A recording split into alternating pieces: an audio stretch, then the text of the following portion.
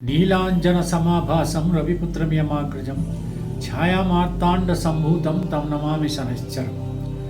ఈ యొక్క 16వ తేదీ శనివారం 2026 సంవత్సరం రోజు జ్యేష్ఠ అమావాస్య. ఆ రోజున 5 గంటల 11 నిమిషాల నుండి మొదలుకొని ఈ తిథి 17వ తేదీ 1:30 నిమిషాల వరకు ఉంటుంది. అయితే ఈ జ్యేష్ఠ అమావాస్య ఎంతో ప్రత్యేకత కలిగినటువంటి విషయంగా మనం గుర్తించాలి. ఎందుకని ఆ రోజున శనివారం అమావాస్య, శనైశ్చరుడి జయంతి కూడా. కాబట్టి ఆ రోజుని మనం అతి పవిత్రంగా శనైశ్చరుని పూజించటం చేత ఎన్నో లాభాలు పొందవచ్చు. ఒకటి.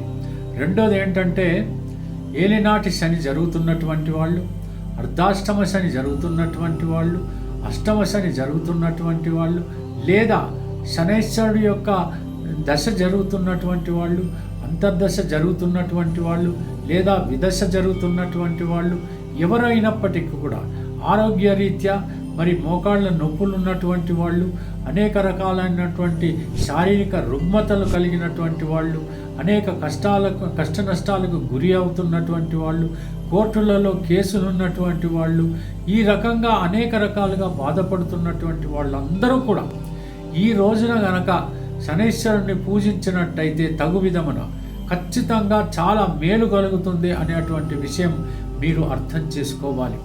ఆ రోజున మీరు మందిరాలకు గనక వెళితే గుంపులుగా చాలామంది ఉంటారు. అక్కడ మీరు తైలాభిషేకం చేయాలన్నా, ఒక పువ్వును సమర్పించాలన్నా అంత వీలు పడకపోవచ్చు.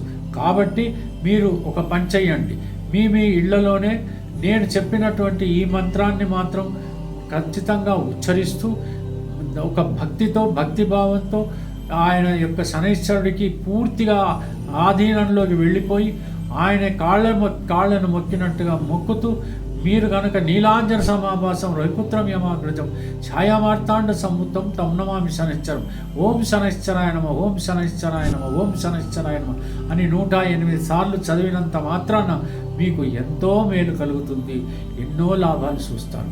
ఇది తథ్యం, ఇది జరిగి తీరవలసిందే. సెలవు మరి. ఉంటాను. నమస్కారం.